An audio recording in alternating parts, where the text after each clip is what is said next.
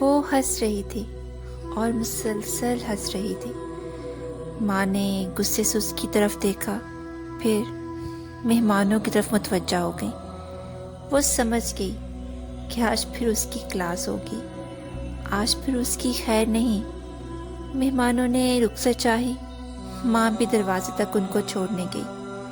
اس نے جلدی جلدی سے برتن سمیٹنا شروع کیے۔ ماں اندر آئی اور کہا، نہیں سدھرو گی نا؟ کئی بار کہا ہے کہ زیادہ ہنسنے سے دل مردہ ہو جاتا ہے۔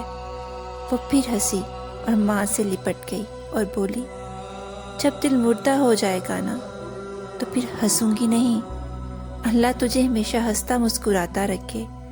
ماں نے پیار سے ہاتھ پہ ہاتھ مارا اور کہا، وقت گزرتا گیا اور اتنی تیزی سے گزرا کہ پتہ ہی نہ چلا کہ کب گھر کی چڑیا چھوڑ بابل کا دیس پیا کے آنگن پہنچ گئی۔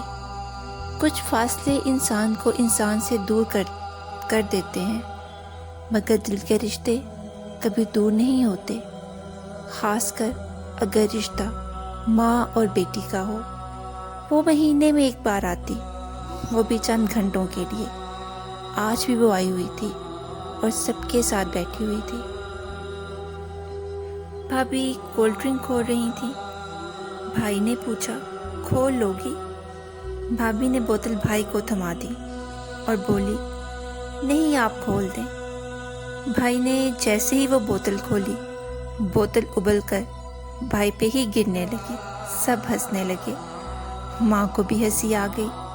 ہنستے ہنستے ماں نے بیٹی کی طرف دیکھا۔ اپنی باتوں پر وہ ہنستے ہنستے لوٹ پوٹ ہو جایا کرتی تھی۔ اب وہ سر جھکائے بیٹھی ہوئی تھی۔ ماں نے اس کے سر پہ پیار سے ہاتھ پھیرا اور بولی، کیا بات ہے بیٹی؟ پہلے تو ایسی حرکتوں پر ہنستے ہنستے لوٹ پوٹ ہو جاتی تھی۔ اس نے ماں کو دیکھا اور بولی، ماں، دل مردہ ہو گیا ہے۔